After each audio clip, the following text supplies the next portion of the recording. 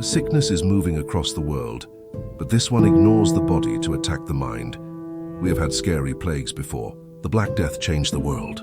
The Spanish flu killed millions quickly. Smallpox was a fear for ages, but a new sickness is here now. It does not harm the body. It destroys our most human power, the ability to think clearly. This is not just a story to sound dramatic. We are seeing a global failure of the mind. The basic skill that separates us from animals, our judgment, is turning off. Being foolish is no longer just a personal flaw or a lack of schooling. It has become a cultural sickness, a catching disease that kills our shared intelligence. And the scariest part? Most people who have it do not know they are infected. This modern foolishness is not random. It did not just appear like a strange storm. It was built on purpose, carefully grown, and made louder by parts of society that profit from people not paying attention. This mental virus does not move through the air. It gets in through a lazy mind, through choosing to avoid hard truths, and through wanting everything to be easy. Look around you. On a bus or a train, you will see people looking down. Their thumbs scroll on glowing screens. Their eyes take in broken pieces of information with no structure, no purpose, no real thought. This is not just relaxing. It is the sickness happening in real time, one thought at a time. The human brain, a wonder made to question, break down and create, is being turned into a passive container. It only takes in and spits out pre-made ideas written by company code. The most dangerous ideas are the ones that come without any work. It has never been so easy to feel like you are thinking when you are only repeating packaged opinions you think are your own. The main sign of this infection is instant, unshakable belief. A sick person sees a loud headline, watches a short video, and then has solid opinions about very complex problems. Experts spend their whole lives just starting to understand these problems. This is the disease's mark, the powerful feeling of being informed without the hard work of real learning, the mirage of understanding without the effort of true thinking. The sickness does not target your natural intelligence. It targets your willingness to use it.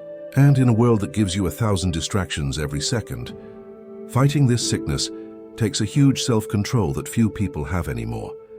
Our awareness is being dirtied not just by what we see, but more importantly by what we ignore. The uncomfortable quiet, the pain of not knowing, the complex problems that cannot be solved in a 3-minute video. Most people choose the warm safety of shared ignorance over the unsettling freedom of real independent thought. And this is not a personal failure. It is a way to cope in a world that has made thinking not just hard, but a social risk. Today's media world is not a neutral carrier of this mental decay. It is the factory where the sickness is made stronger and sent everywhere. Every social media app, every suggestion algorithm, every notification is designed not to make you smarter, but to hook your brain. The dopamine rush from each new sound or picture does not build real understanding. It only feeds an addiction to more information in an endless cycle. The result is a people who think being online is the same as being educated. We unknowingly trade substance for speed and quality for quantity. We traded wisdom for Wi-Fi and depth for dopamine. Watch how it works. A complex event about money, world politics, and culture is squeezed into a clickbait title, made to cause a gut feeling. This angry text makes the viewer feel instant fury.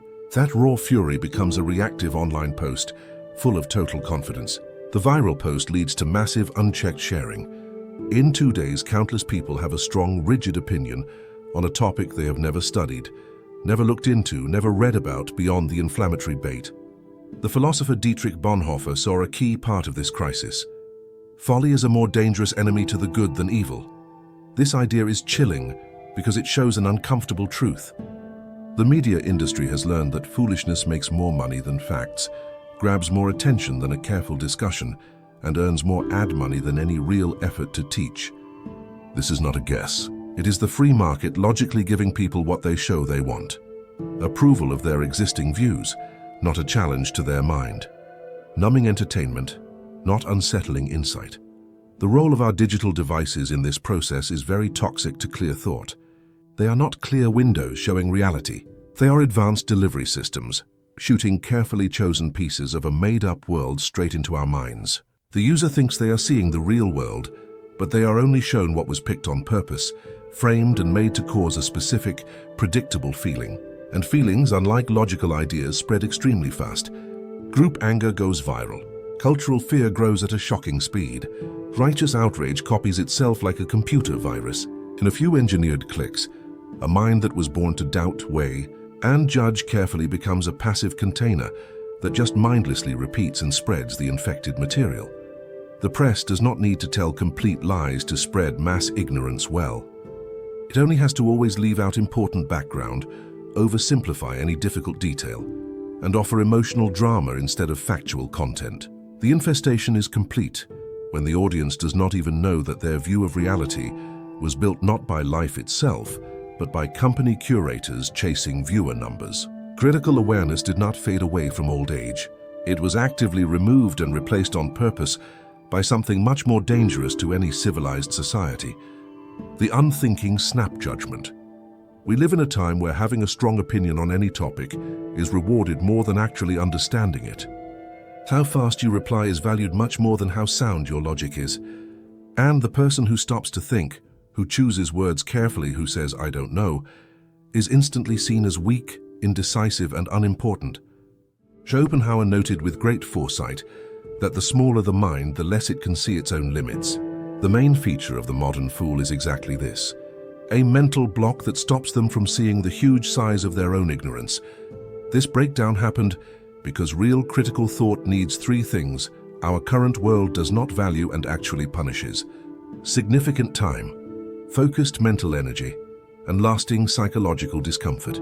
To think for real is very slow. It needs intentional pauses, moments of quiet, and the humble job of rechecking old beliefs. But we live in a culture of instant reactions, where waiting 3 seconds for a web page feels like forever to most people. To think for real is very hard work. It requires looking into original sources, carefully weighing different views and studying conflicting data. But we live in a culture that gives 5-minute explainers on any deeply complex subject that took centuries to build. And to think for real is very unsettling. Questioning your core beliefs creates sharp existential fear. Admitting you were wrong in public hurts the fragile self deeply. Waiting to decide until you have enough facts creates unbearable doubt. The tempting, simple choice is to just accept the popular group's view, follow the mainstream story, and repeat what your friends are saying. But that is not thinking. It is primitive intellectual copying. It is the scared surrender of your own mind to the false safety of the crowd. The rare person who still thinks for real has become the new dissenter. Not because their ideas are bad, but because the simple act of independent reasoning threatens the group's psychological comfort. The heretic today is not who you disagree with, but who dares to think at all. Publicly doubting the approved story, strictly asking for proof, logically pointing out clear mistakes, this is now seen as a rebellious act, a hostile gesture, a sign of radicalism. The obedient group thinker, in contrast, is praised.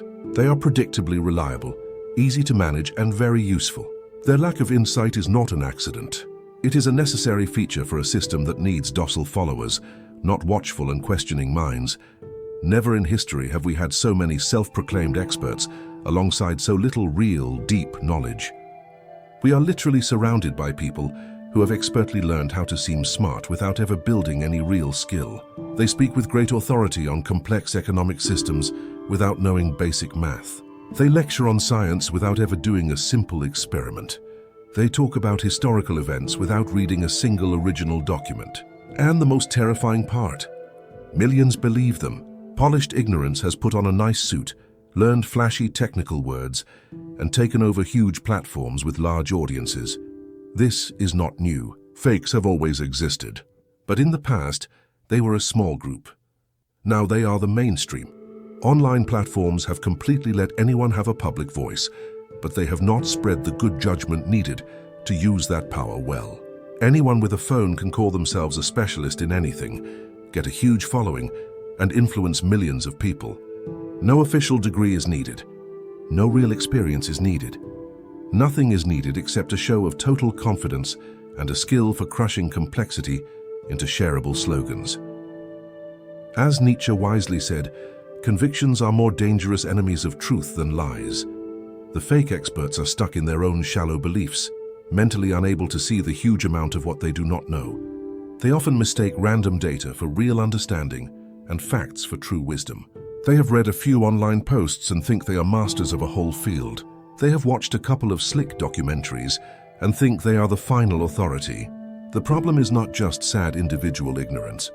It is the whole cultural machine that actively rewards this empty performance. Large crowds do not follow people who admit things are complex. Loyal audiences do not stay with people who often say, "I'm not sure," or "This is too complex for a simple answer." The online attention economy only pays for the brutal oversimplification of everything, the performance of total certainty, the instant final answer. This naturally creates a whole class of content makers who knowingly trade hard truths for profitable clicks, who coldly swap needed subtlety for viral potential, who logically choose to be loudly wrong with confidence than to be quietly right with real humility. And the public, already fully sick with constant mental laziness, can no longer tell the difference between the truly knowledgeable and the smooth-talking fake. On the surface, both use complex words. Both mention serious studies. Both seem completely sure of themselves. The key difference is that the real expert knows the exact limits of their knowledge, while the fake acts like they know everything. And in a society full of the uninformed, the performance always beats the reality. The final stage of this pandemic is not when people are just unthinking. It is when they proudly make their lack of thought a core part of who they are, a flag to wave, a virtue to boast about. Chosen ignorance is no longer a problem to fix. It is a trait to show with honor. Being proven wrong is no longer seen as an embarrassing mistake. It is performed as a bold stand, a public badge of group loyalty, a mark of being admirably real. See how this works in daily life. Bragging that you did not read the whole article before commenting is now a sign of raw honesty. Dismissing proven science because it doesn't feel right is called self-empowerment. Rejecting all experts because they're all corrupt is seen as proof of independent judgment. Stupidity has been strategically rebranded as being genuine. Willful unawareness has become a brave fight against the powerful, and true critical thinking has become disgusting snobbery, intolerable arrogance, and out-of-touch privilege. Bonhoeffer was tragically right when he wrote that against stupidity, the very gods themselves struggle in vain. This perfectly explains why the person who is proud of their foolishness becomes completely immune to logic, data, and reasoned debate. They are not wrong because they lack facts. They are wrong as a matter of chosen identity. Fact-checking them is not seen as helpful. It is felt as a personal attack. Arguing with them is not seen as a chance to learn. It is seen as systemic bullying. Organized group foolishness works like a psychological fortress. It is safe, comforting, always agreeing. Inside the tribe, everyone nods. Everyone holds the same rigid views. Everyone mindlessly repeats the same simple phrases. And when the outside world challenges these tribal truths, the group does not rethink its position. It doubles down. Outside disagreement becomes clear proof of a conspiracy. Logical counter-argument becomes definite evidence of evil intent. The fortress seals itself shut, and every member inside becomes more certain. They are right precisely because everyone around them agrees so strongly. The boastful pride in ignorance marks the point where the cognitive sickness becomes untreatable, because the treatment requires the painful admission of being sick.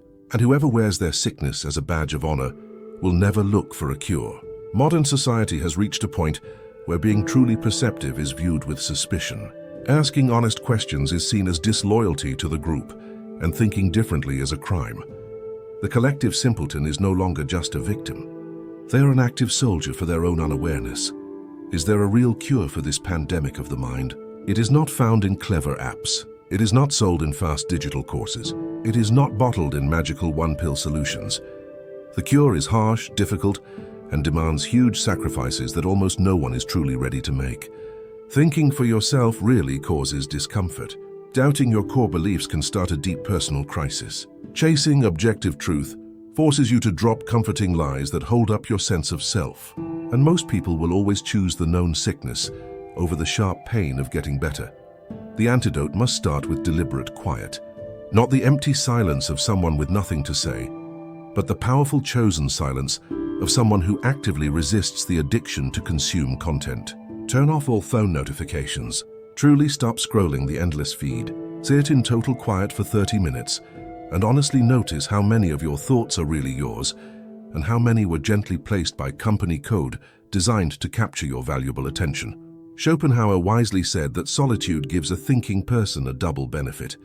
First, to be with oneself, and second, not to be with others. Getting back the lost skill of independent thought first requires rebuilding the weakened ability to be completely alone with your own mind, without a crippling fear of boredom or a compulsive need for outside noise. The second crucial step is practicing careful, deep skepticism. Question every single thing, most of all the things you are most sure about. The beliefs that are most dangerous are always the ones you have never honestly examined. Systematically ask, why do I believe this? Where did I first learn it? What solid proof supports it? What evidence goes against it? Am I truly ready to change my mind if new information appears? Most people cannot answer these questions truthfully because they have never once asked them. They go through their whole lives carrying borrowed beliefs they never actively chose. The third step is to accept that truth is not a popularity contest. Millions of people passionately believing an idea does not make that idea true. The physical universe does not care about public opinion. Facts remain the same even when they are socially inconvenient.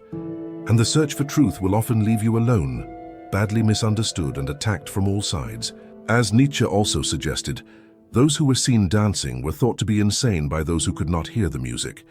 Whoever heals themselves of this mental virus will unavoidably pay a social price. Loneliness, anger, false accusations, because in a civilization of the sick, a healthy mind looks crazy.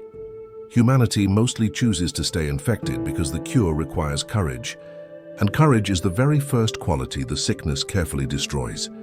Admitting your own limits, facing the unknown, thinking differently from the crowd. This is not for the timid, but it is the only real way out. This pandemic will only end when individuals, one by one, choose to take back their own power to think. No one can do this for you. There is no shot for insight.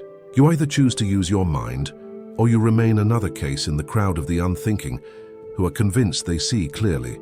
So now, the important choice is yours. Will you stay a passive container for this sickness, or will you find the strength to think for yourself? If this exploration has stirred something within you, let me know in the comments below by typing, "I am thinking." If you found value in this, please like this video as it truly supports this channel.